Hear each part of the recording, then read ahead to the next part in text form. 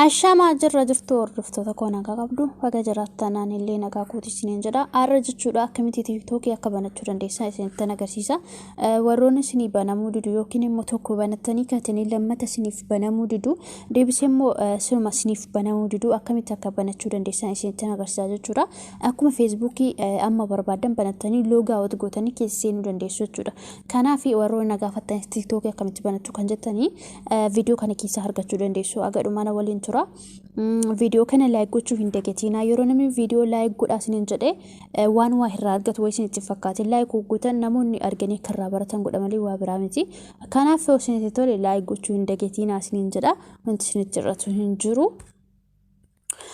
kuni YouTube kooti waan ta'eef warroonni haara dhuftanii subscribe godhaa maatii naftaa jechuudha akka barnoonni guyyaa guyyaan asirratti gadhiisu akkasiin bira ga'uu barbaadan iddoo kanarratti subscribe godhaa mallattoo ishii kana ol kan jettu irra godhaa jechuudha barnoota ani asirratti gadhiisu guyyaa guyyaan isin bira ga'a jechuudha fedhii keessanidha warri gochaa jirtan immoo galatoomaa isiniin jedha barnoota haga ammaatti isin darbe argachuuf iddoo viidiyoo jettu kana huxuuxan viidiyoolee iddoo as keessa argachuu dandeessu jechuudha wantoota isin dhibe keessa as keessa laaltanii argachuu dandeessu jechuudha warroonni immoo tokko to viidiyoo keessa ilaalin wantoota asirratti gadhiisee jiru irra deebi'anii koomentii jalatti nagaafatu kanaaf dura seenaa as keessa irraa baradhaa sanaa booda wantoota dhabdanii gaaffisinti ta'e koomentii jalatti naa barreessaa isiniin deebisaa isiniin jedha gara barumsaatti isin dabarsaa gadhumaan hordofaa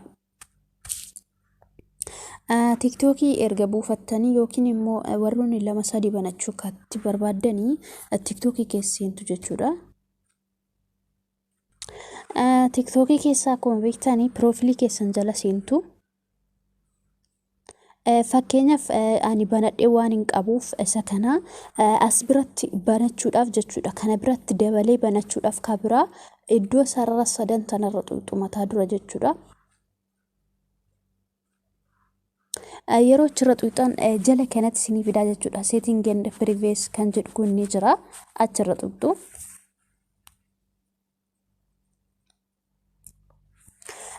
erga achirra xuxanii jala kanatti ol buttuu jechuudha ol buttuu macarrashaa irra jira jechuudha iddoo kanarratti log out kan jedhu kun ni jira jechuudha achirra xuxu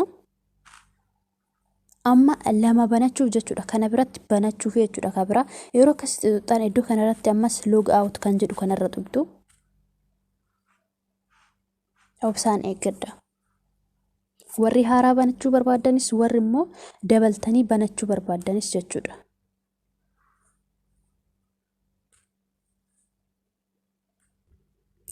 amma jechuudha feesbuukii dhiifama tiiktookii duraa keessa bahee jechuudha iddoon profiilii koo jala yeroon seenu tiiktookii haddisii ta'a jechuudha amma akkanatti isinii fidaa jechuudha warroonni haaraa banachuu barbaadanis haala kanaas isinii fidaa yeroo akkasitti isinii fidu tokkoffaa kanarratti usboon or email kan jedhu kun ni jira jechuudha email immoo lakkoofsan banachuu warri barbaadan lakkoofsan jechuudha as gubbaarratti iddoo kanatti jechuudha lakkoofsan banachuu yoo barbaadan isa tokkoffaa kanarratti banattu jechuudha emailiidhaan banachuu barbaadan immoo kunoo iddoo kanarratti continue with google kan jedhu kana emailiidhaan banattu iddoo kanatti immoo lakkoofsan banattu lakkoofsa irratti isin dhufu koodiin jechuudha lakkoofsa sana koodii itti gashitu lakkoofsa itti gashitu sanaa booda koodii isiniif ergaa sanaa booda ni banattu jechuudha kan koodiin irratti isin dhufu garuu tiiktookii 2-3 banadha jetta yoo ta'e yoo lakkoofsa isaa sana of harkaa qabaatte koodiin irratti si dhufa yoo ta'e booda yeroo log out gootanii keessa seenuu barbaadan tarii lakkoofsa san sin gaafachuu danda'a koodii isaa yoo koodii isaa hin beektan ta'e lakkoofsaan beektan ta'e log out of jala hin godhina isiniin jira kanaaf warri lakkoofsan banachuu barbaadan sirraa warri wanti banachuu barbaadan immoo asirraa jechuudha emailii dura qabaatu of harkaa qabdan banattanii jechuudha lakkoofsa kanarratti warroonni isiniif banamuu diduu asirra yoo xuxanii bara sin gaafata iddoo kanatti bara ji'oota dhalootaa fi umurii keessan sin gaafata bara dhaloota kana jechuudha iddoo kanatti 1995 ol gochuu qabdu jechuudha iddoo kanarratti jechuudha isaa gadi ogootaan siniif hin banu kanaaf kun akkuma argitan 1995 asitti immoo idimee keessan guutuu jechuudha akkuma ta'etti haala kanaas hoguutanii ta'a iddoo kanatti Oktober akkasittiin ni jira Desember kan jedhu kuni Haala kanaan oguuttan isiniif banamaa jechuudha. Garuu 1995 gadi yoo guuttan isiniif hin banamu. Kanaaf sanaa booda neekistii gootu jechuudha. Yeroo neekistii gootan as gubbaarratti amma lakkoofsa keessan galchitu. Sanaa booda koodii sin gaafata. Sanaa booda TikTokiin keessas ni banamee jechuudha. Warri haaraa banachuu barbaadanis warri immoo 2-3 dabaltanii banachuu barbaadanis jechuudha. As gubbaarratti koodii galchitu. Dura lakkoofsa gashitu. Koodii ennaa sin gaafatu koodii keessan gashitu jechuudha. Anamma lakkoofsi koo waan koodii naan ergineef xiqqoo shi qabamee jira. Kanaaf iimeeliidhaan banee isinitti agarsiisa jechuudha. Duubatti deebi'ee kun amma warra lakkoofsan banachuu barbaadudha. Iimeelii ani immoo asirra yoo xuqxanii iimeelii qabdan isinii baasaa jechuudha. Akkuma argitan iimeelii qabdan as gubbaarratti isinii baasaa. Amma iimeelii as keessa waan hin qabuu fi tokko ittiin banachuu barbaadu sanirra gadi tuqaa jechuudha. Obsaan eeggadha. Akkuma argitan iimeelii koo itti galcheen ka'e amma immoo bara dhalootaa na gaafataa jechuudha. Bara dhalootaa 1995 ol itti galchaa jechuudha.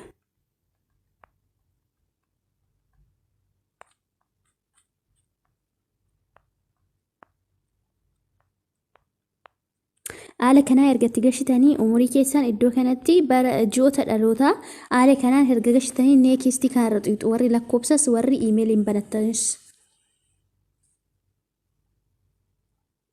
Amma naa banamaa jechuudha. Akkuma argitan banamee jira jechuudha. Amma yeroo keessa seenu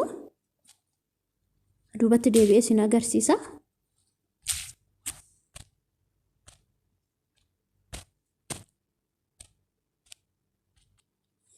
Akkuma argitan TikTokii addisii banadheen jira jechuudha. Iimeeliidhaan kuni iimeeliidhaan banadhee jechuudha. Isa kana akkuma argitan banadheen jira jechuudha. Ta'uu barbaadan maqaa keessan jijjiirachuu dandeessu. Iddoo edit profiilii kan jedhu kana tuqxanii maqaa keessan jijjiirachuu dandeessu. Ta'uu barbaadan immoo kan iimeeliiti. Maqaa keessan warri lakkoofsan banattan maqaa isiniif hin kaa'u. Yoo iimeeliidhaan banattan sana isiniif kaa'a malee warri lakkoofsan banattan maqaa isiniif hin kaa'u. Maqaa sana immoo maal gootu jala kana dhuftanii jijjiiruu dandeessu jechuudha. Kana isinin jedha barbaadan profiilii immoo akkatti jijjiiratan ni beektu. Kana caalatti isin dhibuun jiru isinin jedha. Kana fakkaataan itti banatan. Kana fakkaataa barnoonni akka irraa barattan abdiin qaba. Kasiniif galuttis abdiin qaba isinin jedha. Siniif gala jedhee ni yaada jechuudha. Kanaaf warri isinitti tole like godhaa, share walii godhaa. Yoo barnoonni kun isinitti tole like gochuu hin dagatinaa isinin jedha. Yoo gaaffii qabaattan koomentii godhaa. Kana isinin jedha aga viidiyoo biraatiin walitti deebinutti turtii gaarii qabaadha.